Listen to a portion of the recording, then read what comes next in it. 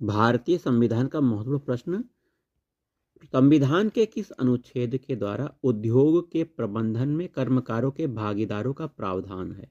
संविधान का अनुच्छेद 43(1) कहता है कि उद्योग के प्रबंधन में कर्मकारों के भागीदार का प्रावधान।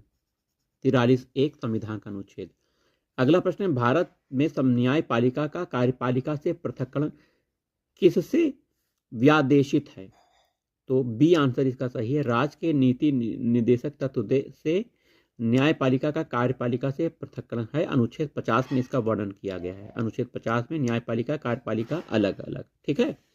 आइए अगला प्रश्न है, आईएएस का ही प्रश्न है, राज्य के नीति निर्देशक सिद्धांतों में निम्नलिखित अनुच्छेदों में से कौन सा अंतर्राष्ट्रीय शांति सुरक्षा है से संबंधित है?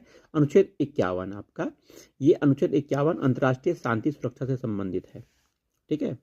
आइए और भी हैं इसमें, अनुच्छेद 51 अंतर्राष्ट्रीय शांति सुरक्षा के संबंध में है। 41 काम शिक्षा लोक सहायता पाने का अधिकार बताता है। 43 का उद्योग के प्रबंधन में कर्मकारों के भागीदार का अधिकार है।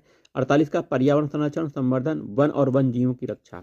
अगला प्रश्न है, भारतीय संविधान में अंतर्राष्ट्रीय शांति सुरक्षा की अभिवृद्धि का कहाँ उल्लेख है? तो ये आपका नीति निर्देशक तत्व के अनुच्छेद 51 में इसका वर्णन किया गया है। ठीक है। राज्य के नीति निर्देशक तत्व, बी आंसर आपका सही है।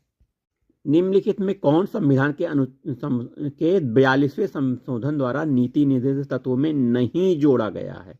तो शोषण से बच्चों तथा अल्पवयों की सुरक्षा यह जोड़ा गया है। ठीक है।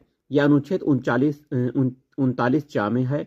समान न्याय निःशुल्क कानूनी सहायता, समान न्याय निःशुल्क कानून सहायता अनुच्छेद 39 का में है। समान आचार संहिता अनुच्छेद 44 में है, जोड़ा नहीं गया था, ये अपने आप में व्याप्त था, संविधान संशोधन से नहीं जोड़ा गया है। तो सी आंसर आपका सही है।